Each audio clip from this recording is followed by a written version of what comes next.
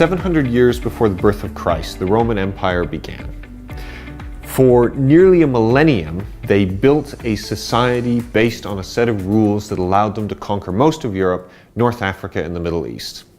The structure of Roman society, the processes that they used, allowed them to defeat their enemies and build a stable social entity that far outlasted them. Modern day, we have built our civilization on Roman ideals of structure. We have parliament, we have senators, although we call them something different today, and we have these rules based on what they did. Now, here's the funny thing. You would think that in nearly 3,000 years of human cultural development, that we would have improved upon things as the Romans did them. Fun fact, we haven't. We have actually made things worse. In Roman times, for example, if you were a slave, it was almost like a profession. You could become a free man. You could become a slave owner, which would be incredibly ironic. You could even become emperor. Though it didn't happen very often, it was possible. So the structure in Roman society allowed that movement. Ours does not. If you are born lower class in the modern world, you're most likely to stay there. If you are born in wealth and power, guess what? If you are born white, you are, without anybody saying it, superior. And if you are born of any other color, you are not.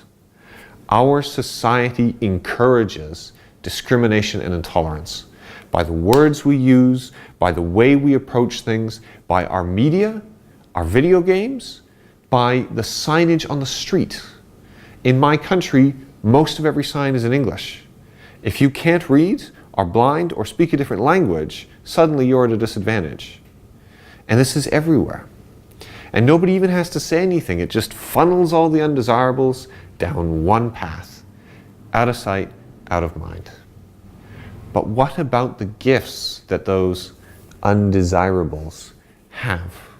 What about the Arabic engineer that moves over who has this brilliant idea for an irrigation system that would revolutionize the kiwi fruit industry? But he can't get a job there because the system funnels him into driving a cab. Or the person from France who has a doctorate in whatever topic you can think of off the top of your head. But they can't make that work. Without us even paying attention to it or making a conscious decision, our system discriminates, breaks people down, pushes people aside, and hurts people. No one would choose to hurt another human being, and yet by our inaction, we are allowing human beings to suffer. We need to stop. We all know somebody that suffers from this. It's time we get present to that and change the way our society is built. Rome was not built in a day, but let's see what we can do in 7.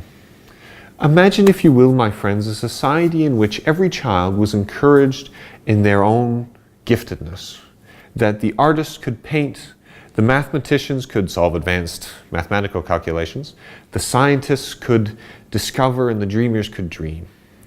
Imagine if you were never made to feel inadequate, useless, not good enough, or inferior to any other person. Imagine if we lived in a perfectly neurodiverse society. I imagine that's quite difficult. Society has drummed this into us from the start. But imagine what we could create by educating the opposite into our children. Brainwashing works both ways.